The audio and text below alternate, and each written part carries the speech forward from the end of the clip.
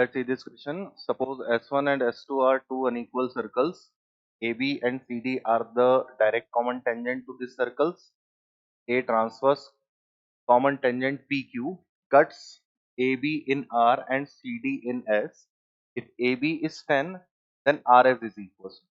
तो बेसिकली यहाँ पर जो हमारे पास में लग रहे हैं केसेस वो चल रहे हैं, एक तो डायरेक्ट कॉमन टेंजेंट की लेंथ, डायरेक्ट कॉमन टेंजेंट्स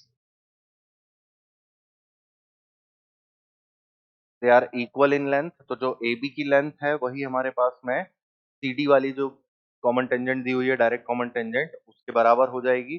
फिर दूसरा जो इसमें सबसे मेन कंसेप्ट यूज हो रहा है वो हो रहा है बिल्कुल बेसिक वाला 9th 10th क्लास का, द लेंथ ऑफ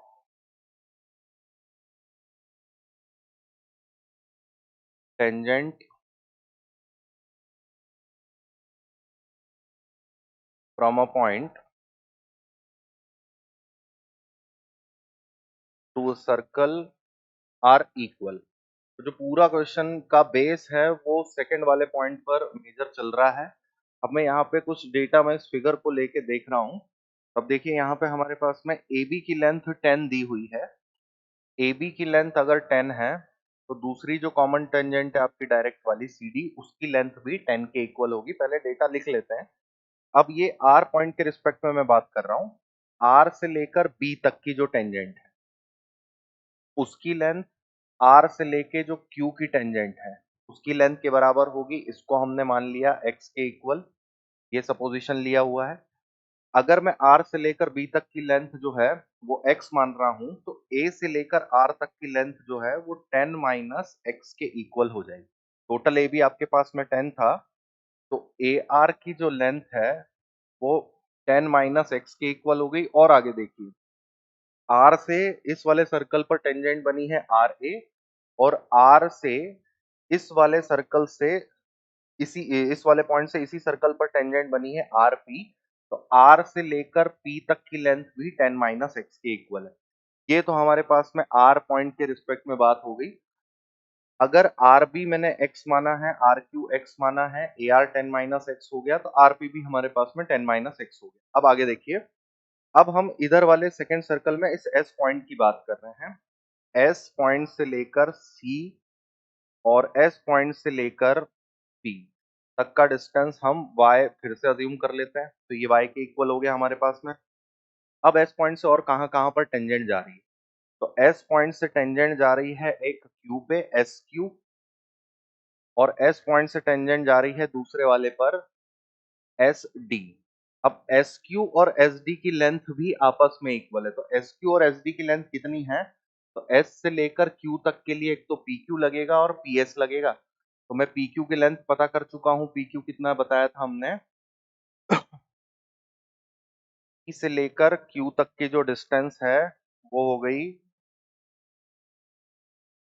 अच्छा पी क्यू नहीं है हमारे पास, पी क्यू और एस डी और एस क्यू आपस में इक्वल है। पी क्यू की लेंथ को अभी हम रोक के रख रहे हैं। अब आगे देखिए, एस क्यू और एस डी तो हमने आपस में इक्वलिटी होल्ड करवा दी। इतना डेटा हमें यहाँ पे दिख रहा है।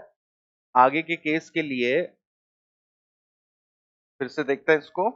आगे के केस के लिए एस क्यू और एस डी हमारे पास में आपस में इक्वल है। हाँ, अब CD जो है, CD को मैं और किस रिस्पेक्ट में लिख सकता हूं, तो C से लेकर D जो है, CD की लेंथ 10 के इक्वल गिवन थी। CD को हम ब्रेक करके लिख रहे हैं, एक तो CS प्लस SD के फॉर्म में, CS प्लस SD। CS जो है वो Y के इक्वल है, और SD देखिए, SD अगर मेरे को निकालना हो तो S से लेकर D और S से लेकर Q तक मेरे पास में बराबर है। तो ये कितना हो जा रहा है, तो यहाँ पर S से लेकर Q तक में एक तो Y पार्टिसिपेट कर रहा है, और यहाँ से लेकर यहाँ तक की जो डिस्टेंस है PQ वो हमें कैसे मिल जाएगी। तो PQ डिस्टेंस में देखिए आप, R से लेकर P तक का डिस्टेंस कितना बोल रहे थे, R से लेकर P तक का डिस्टेंस हमारे पास में 10 माइनस एक्स है।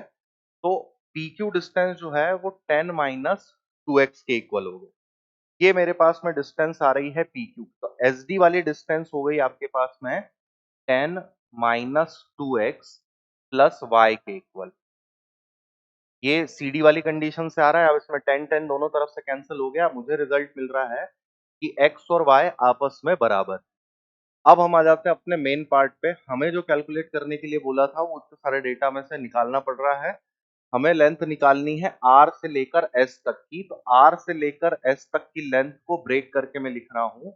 rs लेंथ बनती है rq distance plus pq distance plus ps distance. rq distance कितना है x के इक्वल, pq अभी हमने निकाला 10 माइनस 2x के इक्वल, और p से लेकर s तक का डिस्टेंस जो है ये हम y सपोज करके चल रहे हैं, इसको टोटल कैलकुलेट करते हैं। rs डिस्टेंस हो गया 10 माइनस एक्स प्लस वाई, और क्योंकि x और y आपस में बराबर हैं इसलिए ये टर्म भी कैंसिल हो जाते हैं। r से लेकर s तक की डिस्टेंस हमारे पास में 10 के इक्वल आ रही है।